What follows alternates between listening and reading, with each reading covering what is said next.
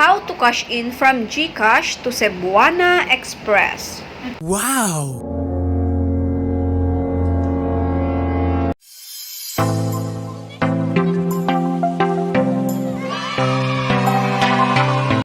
Hello everyone! Hello to all our Witty Friends!